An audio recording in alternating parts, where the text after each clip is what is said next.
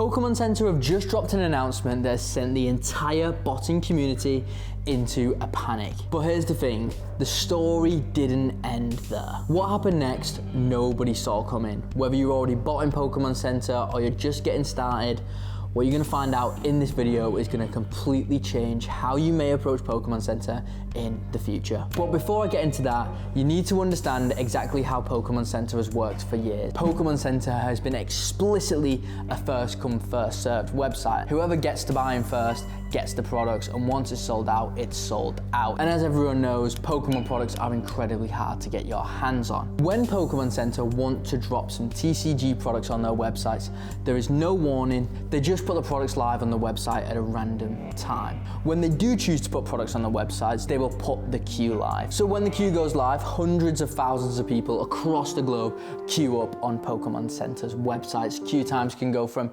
10 minutes to hours, depending on how fast you get in that queue. There are two types of drop on Pokémon Center's website. There are restocks and there are pre-orders. Restocks of old TCG products usually don't last a very long time. Anywhere from 5 minutes to 30 minutes is the usual window.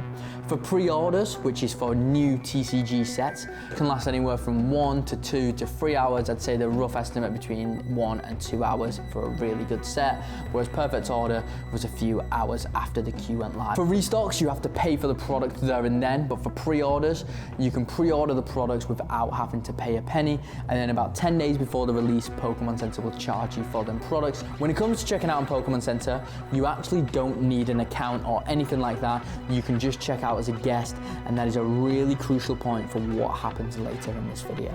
Once you understood the system, botting Pokémon Center wasn't just effective, it was embarrassingly systematic.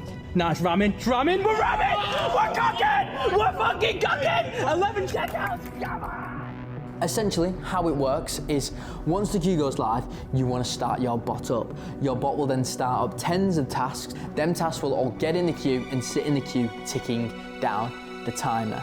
The thing about these bots is they can get in the queue the second the queue goes live, but you can also tailor your bot so it can get in the queue after 20 seconds, 30 seconds to get to that sweet spot so they aren't in the queue too early where they have to re-queue. That is step one. Once your tasks are in the queue and you're ticking down your queue positions and you're waiting to get out the queue, at that point, it is literally as simple as inputting the products that you want via the URLs or the product IDs. When the tasks get out of the queue, they instantly go to the product that you've specified and start purchasing the product with the information that you have pre-filled in your bot.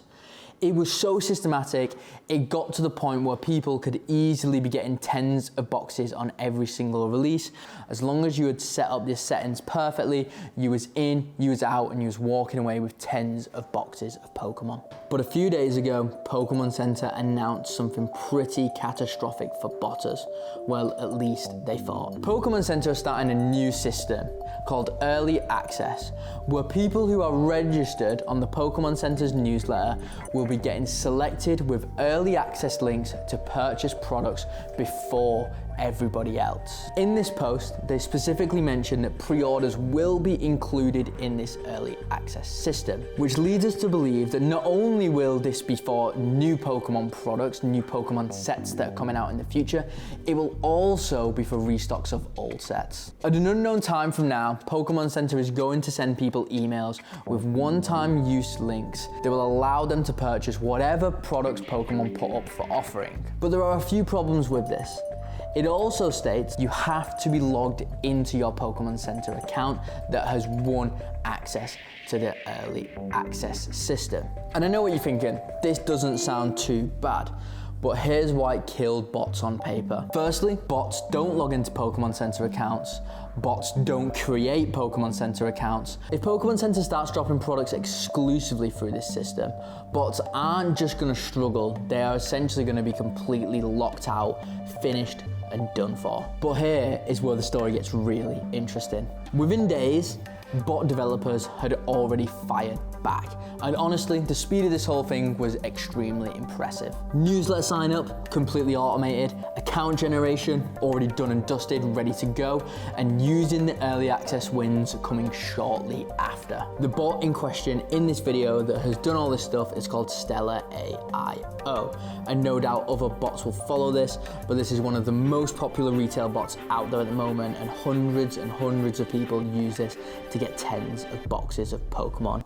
They are quite complicated to set up, and if you want a little bit more information on how to get started with botting, you'll find a link below to register for interest in our Botting Mentorship. But what is the big question? Is this Pokemon Center genuinely trying to kill bots, or is something else going on here? Option number one, this is a genuine move to try and combat bots. Newsletter required, early access link required, account required, just a whole bunch of steps to just make the whole process of botting Pokemon Center a little bit more convoluted. Option number two, is this a marketing play by Pokemon Center? Have they simply devised this whole system out of thin air to just get more and more people registered to the Pokemon Center's newsletter, where ultimately they can market more Pokemon products to consumers and make more money from their fans? And my honest take on this whole thing is probably a combination of both. At the end of the day, Pokemon Center is a business. They ultimately aim to market their products and sell their products and sell more of their products. That is how a business works. But ultimately, they probably want to try and stop bots as well, because they get a lot of backlash from people, specifically about botters, about the queue times, and about normal, genuine hobbyists never getting products from there. And that's ultimately why tons and tons of collectors and anybody who wants Pokemon have all resorted to botting, just to increase their chances to get that competitive edge and actually be able to get some boxes from Pokemon Center's website. What we're watching right now is a live arms race between the botters and the websites, and everybody trying to win and trying to stop the other people from winning as well. Things are only going to get more intense as time goes on, as Pokemon gets even more hyped as we approach the 30th anniversary, probably the holy grail of this whole year. The hardest Pokemon that is going to be to get this year is going to be that, and it is approaching, and it is approaching fast. We are a few months away from the 30th anniversary release date, and if you want to have the competitive edge when it comes to botting, then you can click the link below and inquire on our Botting Mentorship. Whether you're in the UK or in the US, we can help you out in getting started. I will see everybody in the next video.